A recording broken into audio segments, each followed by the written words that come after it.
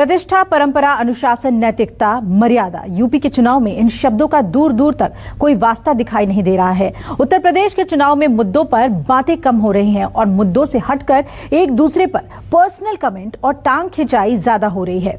UP में आजकल the great Indian political drama चल रहा है, इसलिए हमने यूपी चुनाव में नेताओं के बेलगाम बयानों की बोलती तस्वीरें तैयार की हैं। जब आप इसे देखेंगे तो आप भी कंफ्यूज हो जाएंगे कि यूपी में चुनाव हो रहा है या बेलगाम बोलने की प्रतियोगिता।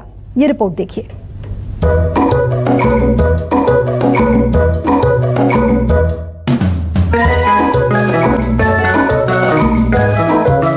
लाल टोपी वालों को लाल बत्ती से मतलब रहा है। लाल रंग इमोशंस का है। भारतीय जनता पार्टी इमोशन नहीं समझती। यूपी प्लस योगी बहुत है। हमेशा योगी मुख्यमंत्री नहीं रहेगा, हमेशा मोदी प्रधानमंत्री नहीं रहेगा। बेलगाम हो जाती है ये जुबां, होठ लगते हैं फड़फड़ाने, धमनियों में होता है उबाल, दिल कहता है कर डालो बोलकर कुछ कमाल, फिर पब्लिक उकसाती है, जैसे ही जयकारे लगाती है जुबां फिसल जाती है और तभी शुरू होता है द ग्रेट सियासी सर्कस। इस बार यूपी के सर्कस में जबरदस्त मसाला है। उपयोगी है तो अनुपयोगी भी है, गन्ना है तो जिन्ना भी है, चांद पर लैंड कराने वाला चंद्रयान भी है, यत्र तत्र सर्वत्र इत्र की गंध भी है और दुर्गंध भी है, शमशान है तो कब्रिस्तान भी है, गाय है तो गोबर भी है। लेकिन पेश है चुनाव के जुबानी दंगल का पहला और सुपरहिट शॉट। उपयोगी और अनुपयोगी दोनों ठहरे विशेषण, दोनों की अपनी खासियत है, लेकिन नेताओं ने इन दोनों अलंकारों को बांटने वाली यूनिवर्सिटी खोल दी। यूपी प्लस योगी बहुत है। यूपी प्लस योगी, यूपी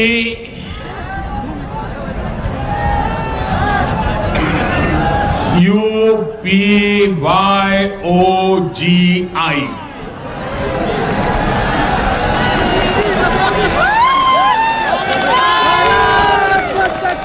यूपी प्लस योगी बहुत है उपयोगी। अखिलेश भला चुप कैसे रहते, उपयोगी की नई व्याख्या को कैसे सहते। सो निकाल कटार हो गए तैयार, बोले उपयोगी, अजी वो तो अनुपयोगी हैं। बताओ, हमारे मुख्यमंत्री जी पहले उदाहरण हैं जो योग बहस से सीधे कुर्सी पे बैठ गया। इसलिए योगी नहीं है, अनुपयोगी है, अनुपयोगी।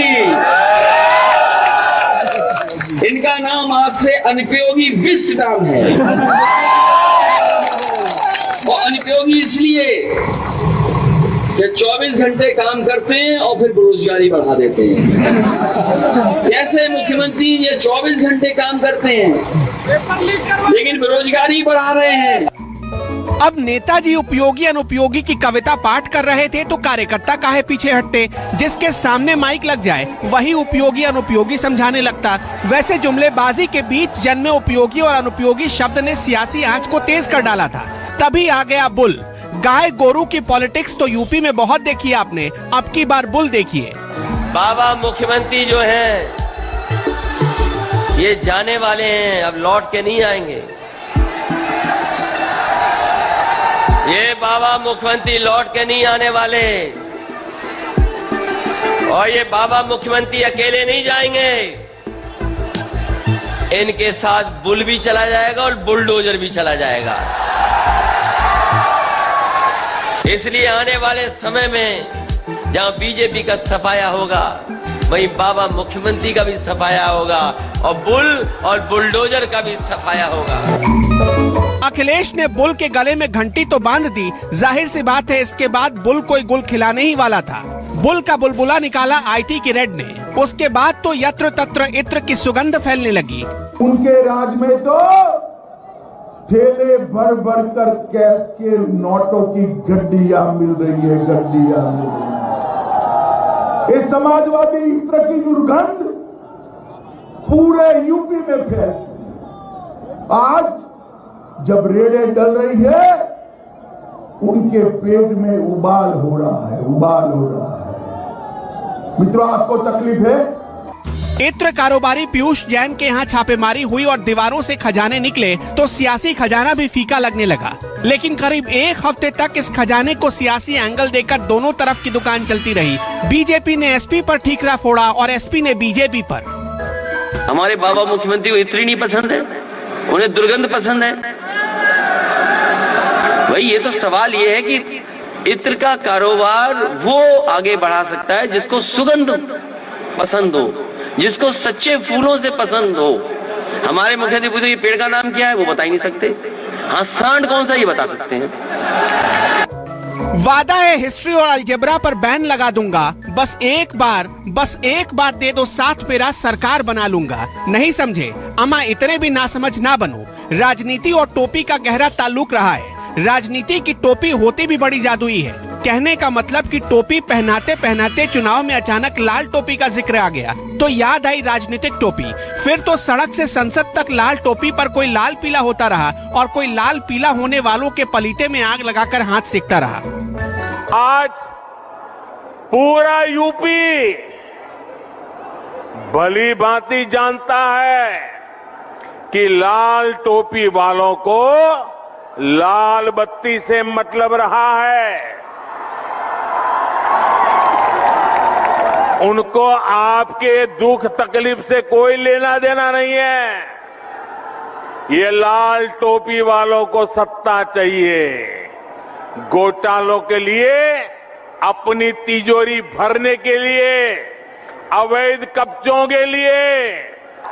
और इसलिए याद रखिए, लाल टोपी वाले यूपी के लिए रेड अलर्ट है, रेड अलर्ट, यानी खतरे की घंटी है। पहनाने वाली की यदि टोपी वो पहन लेते तो गुंजाइश बनती है टोपी उछालने की। वैसे सियासत में टोपी उछालने की परंपरा बहुत पुरानी रही है। टोपी लाल हो या पीली, खैर चलिए इसी बहाने सियासत की टोपी के रंग पर बहस चली तो मुबाहिसा बहुत दूर तलक जाना था। लाल रंग इमोशंस का है। भारतीय जनता पार्टी इमोशन नहीं समझती। हर एक के जीवन में लाल रंग है। जीवन तब है जब लाल रंग उसके अंदर है। हमारे आपके खून का रंग क्या है? लाल है। लाल रंग क्रांति का। जब भगवान या देवी देवताओं में भी अगर आप देखोगे तो कहीं ना कहीं लाल रंग दिखाई देगा। भगवान हनुमान जी के रंग लाल है, सूरज का रंग लाल है। लाल रंग रिश्तों का है और शायद रिश्ते भारतीय जनता पार्टी नहीं समझती। और हमारे योगी बाबा मुख्यमंत्री जी क्या समझेंगे?